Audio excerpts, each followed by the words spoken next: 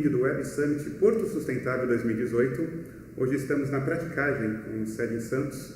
O nosso convidado é Carlos Alberto Souza Filho, que é membro do Conselho Técnico do Conselho Nacional de Praticagem, o CONAPRA. Ele também é prático da ZP16, isso, né? Que envolve os portos de Santos e São Sebastião. E convidamos ele para falar um pouco a respeito de como tornar mais sustentável os negócios relacionados aos portos brasileiros. Muito obrigado, Souza Filho. Obrigado pelo convite, é um prazer. Em nome do CONAPRA, agradeço muito o convite, essa oportunidade. Nós aqui passamos alguns momentos trocando algumas informações. E realmente esse tema é um tema candente, né? Meio ambiente versus desenvolvimento. Os portos brasileiros, na sua imensa maioria, eles aproveitaram condições naturais, que é um porto, é uma área relativamente abrigada, em que é possível desenvolver uma atividade comercial junto ao mar.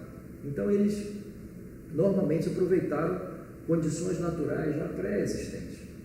Não como hoje em dia muitos portos offshore, ou seja, que eles são construídos em mar mais aberto, digamos assim, são feitos grandes moles e tudo mais. Como exemplos desses novos portos planejados, nós temos no Brasil Pecém, Suape, ou seja, são portos em que não há uma interferência tão grande entre a atividade propriamente dita e o meio ambiente. Mas nos portos em que foram aproveitados os estuários, as baías, nesse caso, acaba havendo uma interferência na questão ambiental. E é muito difícil conjugar essas duas coisas, principalmente com o incremento da atividade econômica, com o aumento do tamanho dos navios, com a necessidade cada vez maior de acessos terrestres, de locais de armazenamento também em terra, que sejam próximos do cais. De maneira que é um tema candente, é uma coisa bastante difícil no entendimento da praticagem. A preocupação com o meio ambiente, no nosso caso, ela está mais voltada para a parte hídrica, né?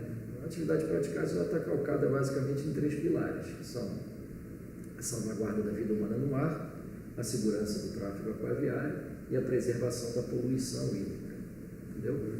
E nós deixamos realmente para os órgãos ambientais essa questão de licenciamento. Já tive a oportunidade de assistir a outros episódios, digamos assim, do Web Summit. Então, são os especialistas na parte de licenciamento ambiental voltado mais para a área terrestre, para o entorno do porto. A nossa grande preocupação como profissionais, os práticos, é evitar a poluição hídrica, ou seja, evitar acidentes evitáveis, porque alguns são inevitáveis, frutos de uma falha de leme, uma falha de máquina, situações em que não há como evitar o acidente, mas minimizar as consequências dos inevitáveis, ou seja, mitigar os eventuais danos decorrentes dos acidentes inevitáveis. Obrigado, Souza Filho, pela explicação. E dentro dessa questão de operação, de controle da praticagem, gostaria que você falasse um pouco sobre o Redraft, né? Que foi adotado pela praticagem de Santos e São Sebastião desde 2016 e tem essa questão de lidar com o conceito de calado dinâmico. Eu gostaria que falasse um pouco a respeito disso. Bom, ótima a pergunta sobre esse aspecto, que é um dos motivos de muito orgulho que nós temos aqui, porque o Redraft ele nos permite, né, otimizar as janelas de operação dos navios, as janelas de maré. O nosso porto ele trabalha sempre muito no limite dos calados dos navios, e sem que nós tivéssemos dados objetivos, técnicos, científicos, sempre havia uma certa dose de empirismo na assessoria que nós prestávamos à autoridade marítima, à autoridade portuária, e mesmo essas autoridades tinham dificuldade para estabelecer o calado máximo de operação do porto. O sistema Redraft ele só foi possível ser implementado graças a um outro sistema que foi instalado aqui, que é o C3OT, o Centro de Coordenação, Comunicações e Operações de Tráfego. Esse centro, já anterior, desde 2014, ele possui sensores espalhados ao longo do estuário, correntômetros, marégrafos em tempo real, anemômetros, visibilímetros, câmeras. Todos esses dados, eles são computados, eles são inputs, são insumos para o sistema Redraft. O sistema Redraft foi desenvolvido ao longo de um ano, juntamente com o tanque de provas numéricas da USP e a empresa Argonáutica e a praticagem de Santos. muitas reuniões, muitos estudos, muito trabalho, até chegar a esse sistema que, compilando todos esses dados que vêm dos sensores, e mais os cálculos do efeito squat, que é um efeito de afundamento, que todo navio em movimento, ele ganha mais calado. Isso é um efeito hidrodinâmico, fruto do fluxo de água e das diferenças de pressão passando por baixo do navio. Então, uma coisa é o calado estático, navio parado, ele tem lá o calado máximo. Quando ele começa a se deslocar, ele já aumenta o calado. Então, esse sistema, ele pega do banco de dados do Lloyd's Register, as plantas dos navios, calcula com todos esses dados de vento, inclinação, corrente, maré, altura e período das ondas, que é um outro sensor que nós temos, e aí estabelece o máximo de afundamento que o navio vai ter, qual é o calado máximo que ele vai ter, ou seja, a folga abaixo da quilha mínima que ele terá. Então, com esses cálculos, esses dados, nós podemos ampliar as janelas de operação. O navio pode sair com mais calado, né, do que o que seria normalmente. Então, é o conceito do calado dinâmico e não do calado aquele absoluto, estático.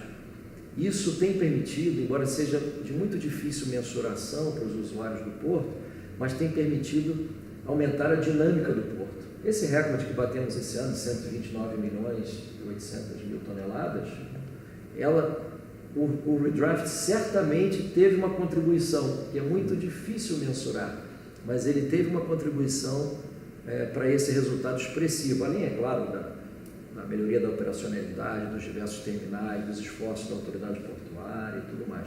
Uma das formas de se evitar que haja tanto impacto ambiental é aumentar a produtividade na atividade portuária, né? Quais os principais desafios que o Porto de Santos enfrenta para receber navios cada vez maiores? Bem, é importante a gente comentar primeiro o aspecto. Ao longo dos anos, o Brasil vem recebendo navios cada vez maiores. Por que isso acontece?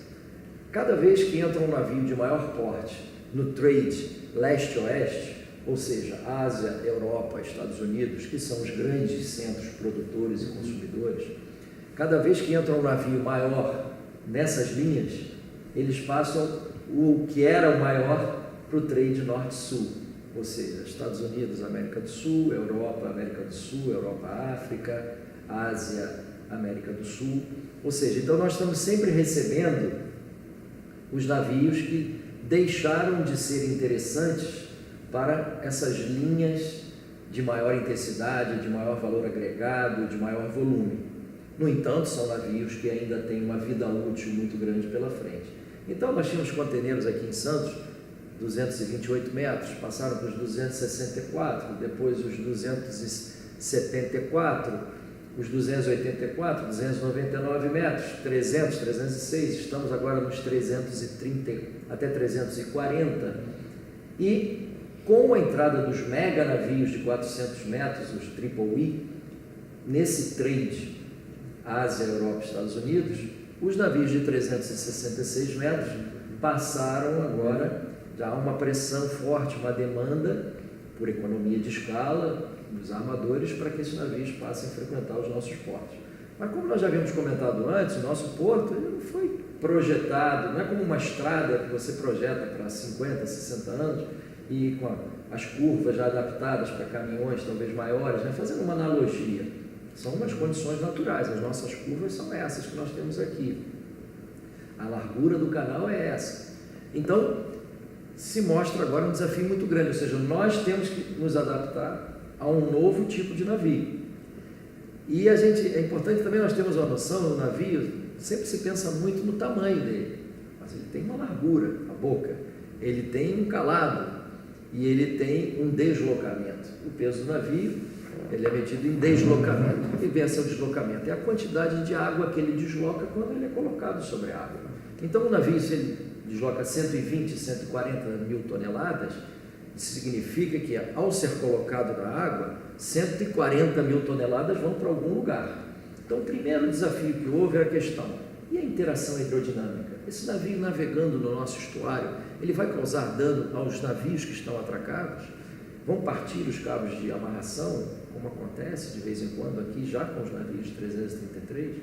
Então, a autoridade portuária, a CODESP, ela encomendou ao tanque de provas numérico da USP um estudo muito grande a respeito de interação hidrodinâmica. Então foram feitos vários estudos, várias simulações, e chegou-se à conclusão que, com uma série de precauções, é possível operar esse tipo de navio. Agora, a manobrabilidade em si do navio, dentro desse canal, dentro dessas curvas, isso é uma outra dificuldade que se apresenta. Aí, a praticagem aqui do estado de São Paulo, ela primeiro enviou um grupo de práticos ao porto de Callao, no Peru, onde já se operava esse navio. Os práticos embarcaram nesse navio e acompanharam a manobra. E depois buscamos um centro de treinamento, que foi encontrado na Louisiana, na cidade de Covington. É um centro de treinamento que trabalha tanto com simuladores, nós já havíamos feito simulações em simuladores computacionais aqui na USP, mas lá eles têm os simuladores computacionais e tem os modelos reduzidos, que são naviozinhos menores, na escala de 1 para 25, mas que têm as mesmas reações hidrodinâmicas.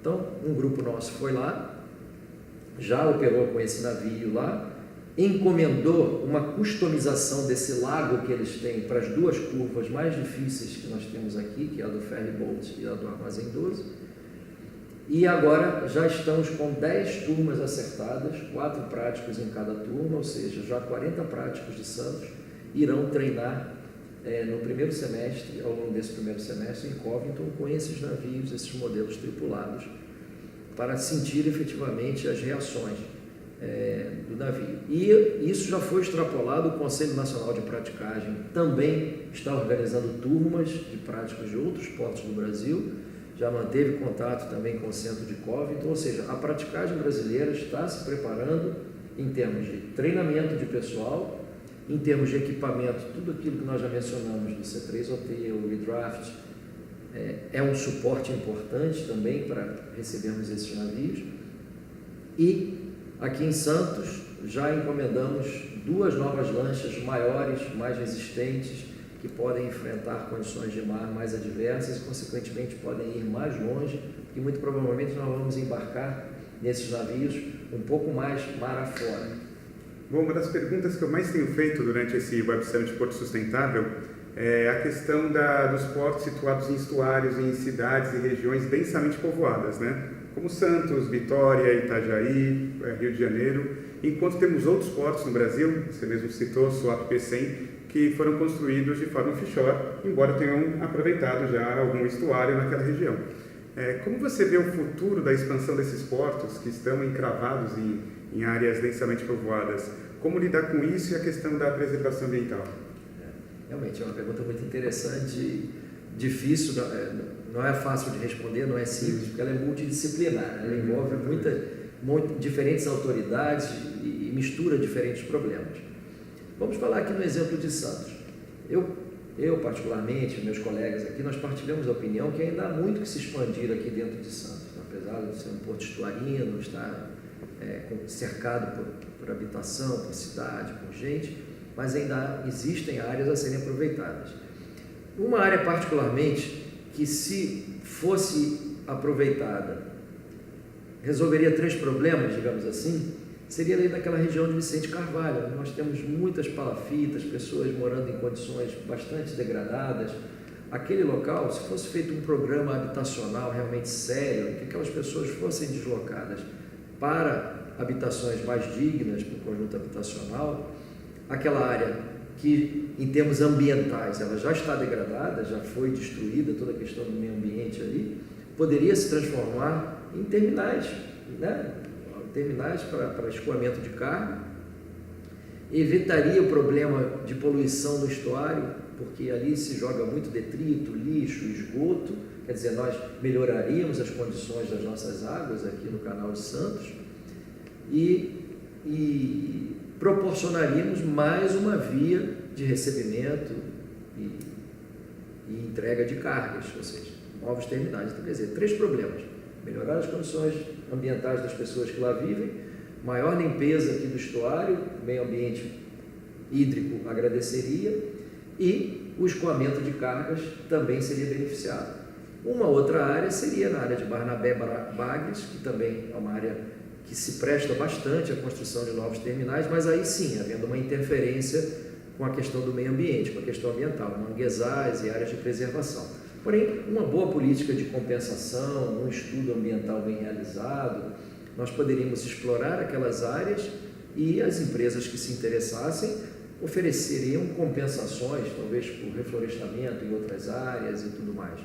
Então, eu entendo que muitos desses portos, particularmente aqui em Santos, ainda têm um potencial muito grande de exploração do estuário em si, porque a construção de um porto offshore aqui seria complicado. O porto fica mais exposto, os navios ficam mais expostos às intempéries, vento, mar, correntes, a entrada de frentes frias, e ao mesmo tempo é um custo bastante elevado para fazer todo o enrocamento. É necessário uma determinada largura para passagem de caminhões ou trens, para levar a carga até a posição em que os navios estão. E tem a questão atracados. da importância estratégica que a gente já conversou aqui, que é da Interlândia, da importância do litoral paulista para o escoamento da carga